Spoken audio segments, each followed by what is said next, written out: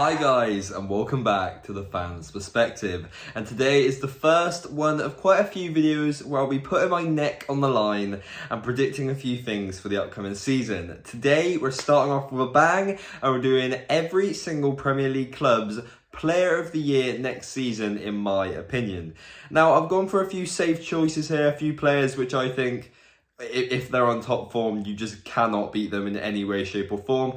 And I've also just shown a few wild cards. So, it depends what you guys think. If you have any questions or queries, drop it down in the comment section. Make sure to like the video if you do enjoy it. And obviously, whilst you're there, join the family. We've just hit 1,670 subscribers.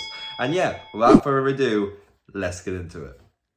So, just quickly, I'm not going for any new transfers this season because granted there's been many occasions where a guy has come in, hit the ground running and taken the league or club by storm, but just because obviously we're at the start, midway point of the transfer window, I don't want to make any adjustments just in case new players do come in after this video.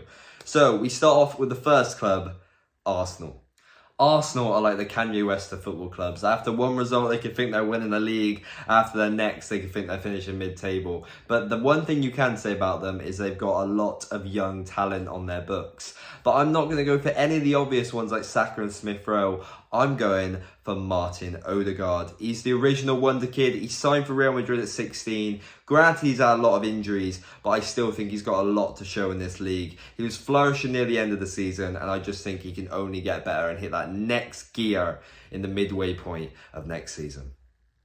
For Aston Villa, I'm going for the Argentinian man, Emi Buendia. I loved watching this man at Norwich. He ripped the championship apart, almost getting a goal contribution every single game in his final season in the championship. Granted, when he moved to the Premier League, his numbers weren't that special, but for Norwich, he was getting Messi-esque dribble numbers. He signed for Aston Villa. He hasn't done the most, but when he has been on form, he's been their best player alongside Felipe Coutinho. And I think it's going to be neck and neck, but I'm just going for Buendia for next season. I'm going to throw my hand up here. For the Bournemouth side, I don't know that much about their squad. I haven't really been watching them this season. I've been paying attention to the results and Scott Parker. But I'm going to go for a man which I openly slated before, and it's Solanke. He was a Chelsea youngster, a Liverpool youngster, and it seemed that every single time he was given the opportunity, he didn't flourish and he just threw it away. But for Bournemouth, he has been bagging goals. I don't think he'll obviously get as many goals this season, but I think it'll be the one glimmering hope giving Bournemouth some sort of a chance.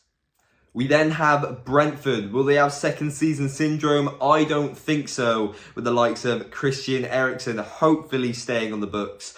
Before that horrific moment, he was a 90 million euros man, and then it all slightly went downhill for him. I do feel bad for him, but he's managed to come back and play football. He's turning down the likes of Manchester United to stay at Brentford, and granted, he didn't get the best numbers last season, but when he was on the pitch, he was their best player, creating opportunities and just helping the team flow. And you have to be honest, even though Brentford are a decent side, they're just not on the same wavelengths as him. He is just that next stratosphere.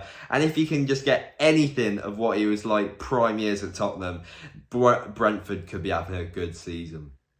With Basuma gone and the likes of possibly Marc Cucurella leaving for Manchester City, a few of the big guns of Brighton are gone, and I don't know too much about their new signings. Obviously, I'm not going to throw them in. So I'm going to go for a personal favourite of mine, the technical baller, Lissandro Trossard. It's the little inside joke between me and my mate to see if we can get a Trossard shirt, just because he has some absolutely amazing moments that we like to talk about. But yeah, he's a very good footballer. If he can work on his finishing and maybe just a little bit better passing between his teammates, I think he can have a very good season and hopefully break the XG curse that Brighton currently have. So, for Chelsea, I've made a very last-minute swap. I was going to go another clean sweep for Mason Mount. You cannot knock his hard work. He puts in work week in, week out, and he's definitely a fan favourite. But I've got to go for Reece James here. He didn't have the best time with England in the last few weeks, but he's just come back from injury. When he was playing for Chelsea last season, look at the numbers. He was getting the same amount of stats, even better than Trent Alexander-Arnold. He was one of our top goal scorers, and against the likes of Manchester United, Manchester City, he was top on the pitch for almost every statistic. And if he can just bulk up a little bit and just be prime right back Reece James, the ball's in to potentially Raheem Sterling. Cristiano Ronaldo could be worldies.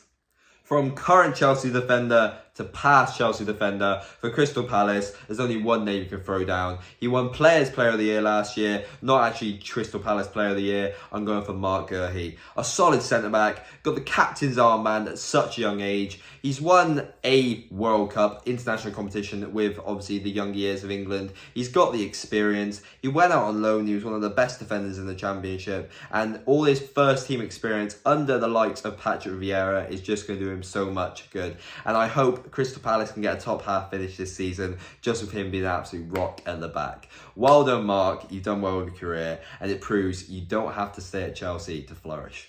I told you I'm going to throw a wild card in here, and for Everton, I'm going for Jordan Pickford. So after the terrible season last season where Everton almost got relegated, everyone was saying that Aaron Ramsdale deserves that England spot. Then the game against Hungary happened and everyone's umming and ahhing. Seems like their heads have turned. So now Jordan Pickford has to gain his spot back. He has to have an excellent season. A bit like what he did late on in the season against Chelsea, making some big saves. If he can keep doing that, he'll keep his England spot. And you never know, we might have a chance. Here we have Fulham. I can feel this one's going to hurt my heart when I watch this video back at the end of the season. Because if he does it to me again, I will cry. Mitrovic is an animal in the Championship and just a whimpering dog in the Premier League. He can't score in the Premier League, but he can break records in the Championship. But he's never reached such a Goliath season like he did last season. Quite literally breaking records all season long. If he doesn't get at least 15 goals, I will be hurting. Please don't let me down, Mitrovic. Win Player of the Season for Fulham. Next up, we have Leeds. Leeds is another one of those clubs which I haven't watched too much of their football, especially since Bielsa left. With the likes of Rafinha possibly going to Arsenal and Calvin Phillips just agreeing a deal to Manchester City, I've gone with a little bit of a wild card. I've gone with Jack Harrison. He scored the goal on the final day to keep him up. I think that'll keep his head up high. Granted, there's been a long gap between that game, but I think he can carry on that good form, just be the mainstay in that midfield/attack for Leeds. And I think if Patrick Bamford comes back, he could get a lot of assists as well. For Leicester City, I have gone with Wesley Fofana. A strong shout would have been Jamie Vardy, but it seems to be as he's growing that slight bit older, he's reaching the end of his Leicester career and he's being pushed out for younger players. And James Maddison, I used to believe in him, but it seems like one week he can be amazing, the next week he can be mediocre. So Wesley Fofana, before his injury, he was put down to be one of the best young defenders in world football. And even though last season he was out for most of it, I think he could come back. And if he does prove himself, he can get that big money move like the likes of De Ligt did in previous years.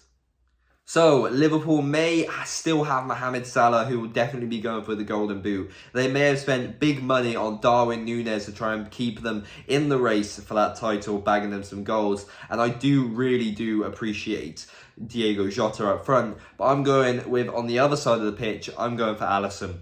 I think the only way you're going to beat Manchester City in the league is keep more clean sheets of them, because you're not going to outscore them. And I think with the likes of prime Virgil van Dijk and Konate coming into a great defender, clean sheets will be easy for him. And if he makes some excellent saves like last season, I think it'll be quite simple for him to catch Liverpool's Player of the Season. Manchester City, you've signed Erling Haaland, but it doesn't get my vote. It's got to go to the man who I will vote Premier League Player of the Year every single year he's in the Premier League. Kevin De Bruyne. There's nothing that touches him.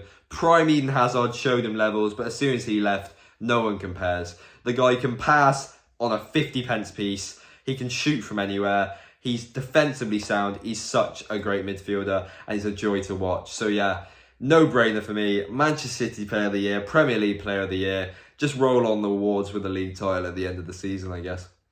For Manchester United, unless Jadon Sancho turns his form around and goes back to his Dortmund days, there's only one man I can think of here, David De Gea. He was absolutely amazing last season, just doing the simple saves as well as some wonder saves to boot. And I think if he can carry on that form, he could potentially scrape Manchester United into the top four, even though I think they're settling for Europa League football again. For Newcastle, I'm going for the new tune lad, the Brazilian boy. I'm going to say his name wrong, Bruno Guimarães. I think that's how you say it. He's got tech, he can shoot from range, he's a great passer. I'm not saying he's on the levels, but he's giving me Kevin De Bruyne vibes. He's amazing to watch, and yeah, the way he's reacted to the fan base is absolutely amazing as well. So well done Eddie Howe for getting him. He fought off big competition, and he's going to flourish in the Newcastle black and white next season. For Nottingham Forest, it's another one of those sides I don't really know too much about, but I know this man played a lot for Nottingham Forest last season and did score an important goal in the playoffs. He's got to be a cult hero of mine, Jack Colback. All I want him to do is just come back, Newcastle United away, and score a 90th minute winner and then celebrate in front of the fans. That would make my day. I think he can have a solid season. I don't think Nottingham Forest will get that many goals, and if I'm being perfectly honest, they're either going down or just staying up in my opinion.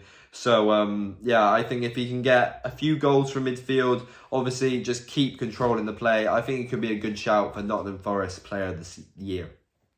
We move on to Southampton. It's another no-brainer. The one man that turns up every single week, James Ward-Prowse. He's the best free kick taker in world football. I've said it. If he gets a few more free kicks this season, I'll just sit and watch them 10 times over. They're absolutely beautiful. He's got a great passing.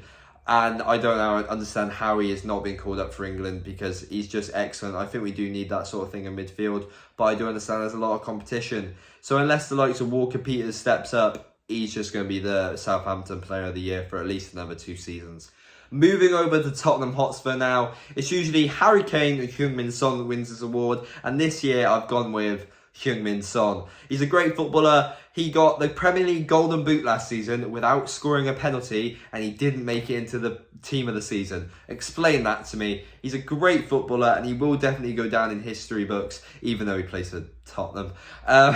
Yeah, I think Harry Kane will have another slow start to the season, and Son is just hitting his prime. He'll have another great season and potentially get Tottenham into that top 3. I was umming and ahhing about West Ham in all honesty, but I've gone with Jarrod Bowen. Jarrod Bowen helped them in European football. He got important goals in the league, important assists, and great pass and play between his teammates. And he seems to have settled in ever since his move from Hull, just getting better and better every few months. And I think he'll reach the maximum gear for West Ham this season. I think he'll get around 15 goals and 6 assists and potentially get a bigger move. But obviously, the English tax, we could be talking up to like £85 million here. To end the video, I've gone with a man who I've believed in for a very long time. I even had him on my Football Manager saves like 3 seasons ago. I've gone for Pedro Neto. He's such a techie baller. He dribbles where he wants. He can do a Lacaqueta in a phone box. He's absolutely amazing. Gets past his man. Yes, he could score a few more goals, and he needs to be more like fruitious for the Wolves attack. But I think if he can work on his end product, he will be a great footballer and will help Wolves at least get top half this season. And that is it, guys. I've tried to make the video not as long as possible because I can ramble on about these players for a very long time. But if you did enjoy the video, like I said, please smash that like button and join the family. Yeah, any questions or maybe big players that I left out, possibly Ronaldo from Manchester United, for example, drop it down in the comment section. I like to hear every single one of them. Just over a month until next season. I'm really looking forward to it. I can't wait till football's back. My life is empty about football. And yeah, I'll see you guys in the next one. See ya.